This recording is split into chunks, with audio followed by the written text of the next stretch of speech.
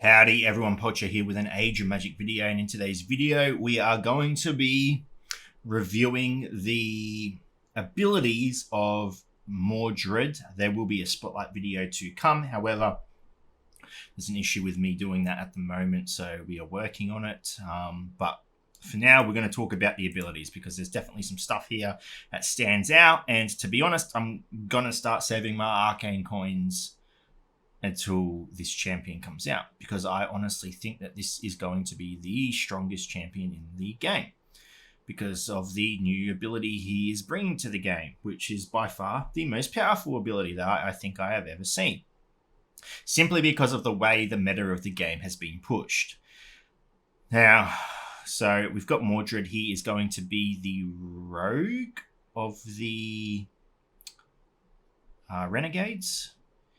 He is mainly magic based though, and he has a leadership ability. So he's introducing the leadership ability to the renegades. Honestly, the renegades at the moment are still very strong. People are using them everywhere, and that is without a leadership ability. So, I mean, you can use him with Abaddon. He does pretty well. He works really well with Morrigan, but I mean, after you read, or if you have not read these, you're most likely just going to throw Abaddon in the trash. You can Abaddon who? Okay, so Mordred is a master manipulator and an extremely cunning hero. His abilities allow his squad to act more smoothly and bring chaos to the ranks of his enemies. This should just say bring chaos to Age of Magic in general. But yeah, base ability, Crimson Claws. It deals 2 magic strikes in a row. Each strike has a certain chance per dark ally to reduce the enemy's initiative. So, at level 7, each darkness token on allies adds a certain chance to increase the duration of all debuffs on the target by a certain number of turns. So, pretty strong basic ability to have a... now, I have tested this character, and I did do the video on it, but showing the video to Playcop, they noticed some stuff that needed to be changed. But when I was able to test him, each strike had a chance of reducing the initiative. So it's pretty strong for a basic ability. I mean, this is just the basic, and he's strong already. All right, his first special is Pulling the Threads. Now, this is where it starts to get a bit, how you doing? Hides all dark allies except defenders for a certain number of turns. If they are already hidden from attacks, the effects will last 1 extra turn. Yep, good. Has a certain chance per dark ally to reduce initiative of all enemies and transfer it to allies. Random enemies to random allies. Removes a random debuff from a random ally for each darkness token on allies. Level 7, each debuff removed adds a certain chance to prevent enemies from casting special abilities for a certain number of turns. Level 7, debuffs ignore fortitude. There's so much going on here. Number 1, you can reduce the enemy initiative. Not only does it reduce the enemy initiative, it boosts your initiative. It's extremely powerful. It's a massive turn manipulator. I think this is probably the strongest turn manipulator in the game. Not only that, removes a random debuff from a random ally for each darkness token. So you've got on all allies. So if you've got Morrigan with 5 tokens, you've got Lion Go with 2 tokens. You've got Mordred with 2 tokens. 5, 7. There's 7 debuffs you can remove. Not only that, each debuff removed adds a certain chance to prevent enemies from casting abilities for a certain number of turns. It's locked. Not only do you have the strongest turn manipulator in the game, you have the ability to completely lock your opponent down. Now, this is not a meta team. By all means, this is not a meta team, but imagine you were going up against the old school nuke squad. The nuke squad relies heavily on debuffs, okay? They chuck 20 debuffs on all your characters. Mordred comes along and he's just laughing. You're never going to get a turn with the... I hope you have a team that's really good at basic attacking, because that's all you're going to be able to do. And then, of course, just a cherry on the top is ignores fortitude. So we're 2 abilities in, and this character has the strongest turn manipulation ability in the game. Prove me wrong, and can lock down abilities. All right, moving on to his next ability, special ability, Distortion. Now, you thought this ability was strong. Get ready. Buckle in. You're on the Tower of Terror. You're about to go down so fast that your head is going to spin, okay? For each darkness token on Mordred, cast a polymorph debuff on the target for 1 turn. This target turns into a distorted, a dark creature without a class. So you think polymorph, you think a sheep or something. It's not a sheep. It's a mutated fiend-looking thing. A dark creature without class, faction, or brotherhood, okay? The stars, HP percentage, hero levels, equipment, and abilities are inherited from the target, okay? While they're transformed, this character's leadership and passive skills are deactivated. When transformed back, the target's HP percentage will equal the max HP of Distorted. If Polymorph is cast successfully, you're like, well, that's pretty strong. But no, there's more. They're not just stopping. You're not stopping at the strong part. They just add some more to it because it's not strong enough, apparently. If Polymorph is cast successfully, cast Shock and Awe debuff on a certain number of target allies for the same number of turns while under the debuff. All targets' defenses and damage are reduced. The target has a 50% chance to miss a turn. Removes all darkness tokens from Mordred.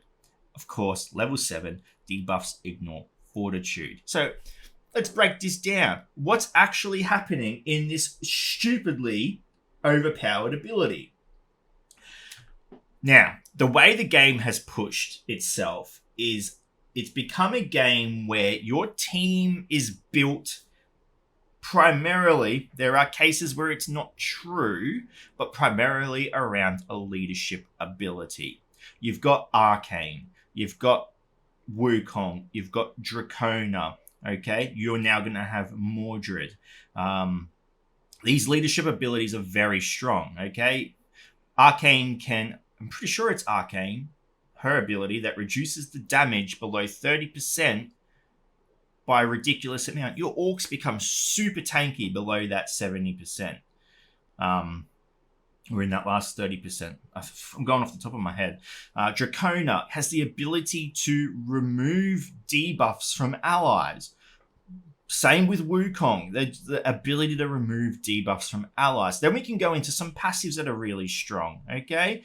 They've got characters in this game. Your teams are built around these passives and leadership abilities. But let's focus purely on the leadership abilities, all right?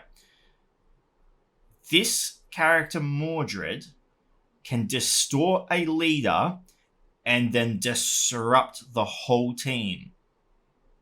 The whole team loses the strength of their leadership ability. And the passives. Most leaders come with passives as well. So it's insane. It's absolutely insane. But it just doesn't stop there. It then casts Shock and Awe on the other characters. I'm not sure if it's all characters. I don't think it is all characters, but it's a significant disruption. Like, this character is, it's really strong. It's really strong. Yes, okay, it's a Shock and Awe doesn't have a 100% chance to your characters miss a turn, but it's a 50% chance. Now, this debuff can be cleansed, okay? But you got a Sacrif on your team, okay, who suffered from Shock and Awe. Her turn comes around, she can't cast. Your team's dead. Your team is gone. What can you do to combat this? There's very little. This is a lot for a character. Now, not only that is your defenses and damage is also reduced. So yeah, okay, you pass that 50%, you get to attack. Well done. You do 50% of the damage, okay? Now we'll move into his passive. At the start of the turn, Mordred gains 1 darkness token and stacks up to 5 of them. Each darkness token increases Mordred's evasion and magic evasion chance. Each time Mordred takes damage, he receives stealth for a certain number of turns. If he already has stealth. It lasts one more turn. When under the effect, the hero attack, whatever, with a certain chance per each allied renegade, one time per battle. Instead of dying, Mordred will recover a certain percent of his max HP and gain a shield equal to a certain percent of his max HP. Now, when I tested Mordred, when you start the battle, if this works, if this kicks in,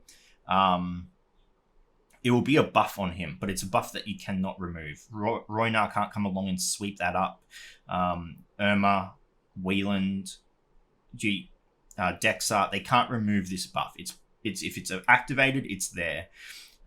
So you've got this character that's super strong, and when he's killed, he can just pop back into the battle, ready to go. Now, the one character that can bypass this and eliminate him is Vulcan.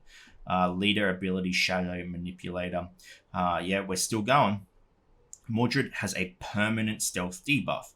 All allies with stealth deal more damage. Whenever an allied Dark Defender is attacked, a random Dark ally with stealth effect will counterattack.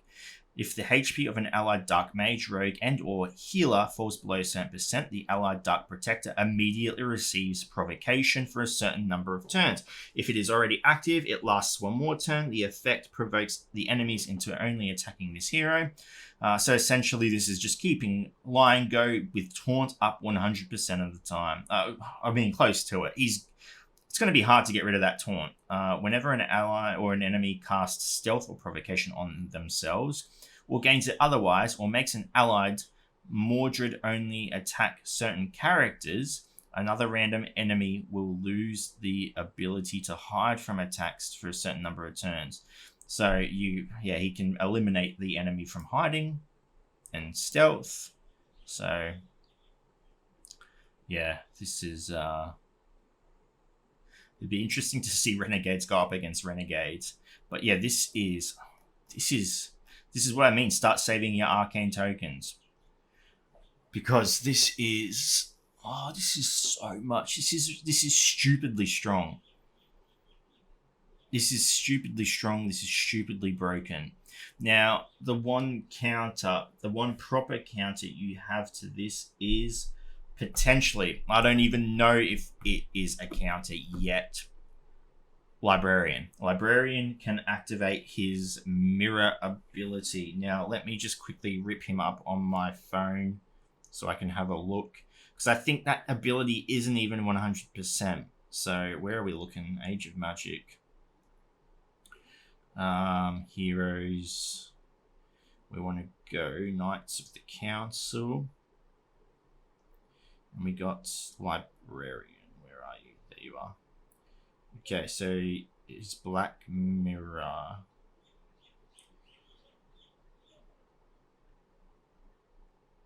Okay, increases magic resistance of all other allies by 400% for 3 turns. Has an 80% chance to cast a Mirror of Darkness debuff on all enemies. While affected by the mirror, the debuffs cast by the target are reflected back on themselves. The mirror deactivates after being triggered. Okay. So, it's just insane. It's insane that they release a character this strong. And then they do have a character that could potentially counter it, but that character doesn't even have a 100% chance of applying the Mirror of Darkness debuff. So there's the RNG chance that this team is just going to mince you. There's a 20% chance this team is going to tear through you. Now, this also depends on both the speed of Mordred compared to the speed of Librarian. If Librarian can move first, positive. If Mordred moves first, then you're at a huge disadvantage.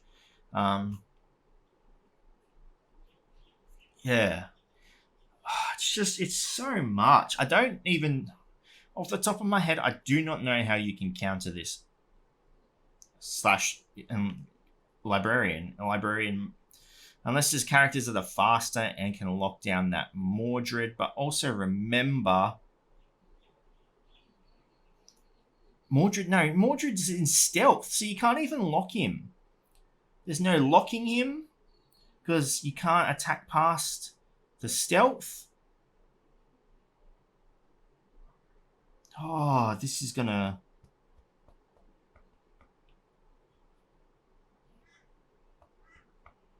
I just don't know what else to say. It's just it's too much for one hero.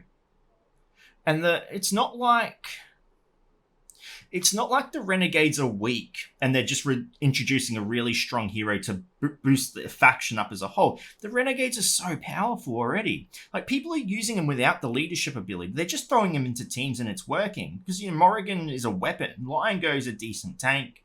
Wilhelm is really solid as well. And people aren't even using him properly yet because he's still so weak. But you're throwing a strong hero into a strong faction, a strong leader into a strong faction, and yeah, that's what we're looking at. It goes down here. It tells you what the distorted thing does. Here's what he works with. I mean, people seem to be happy with this. I don't even want to read these. Bored and Skeptic Schnee, Mordred's ability. Yeah, I don't want to go in there and read it. But yeah, it's a lot. This is the... I think Nora comes out first, then Mordred. So if they're keeping to the schedule of how things are happening, we've got the Hero Pass coming out next, which should be Nora, and Mordred will be locked behind an event. Most likely just like the Brynhild, whatever her name is, event. And wants to follow that. I think that's how it will work. I do not know for sure. But yeah.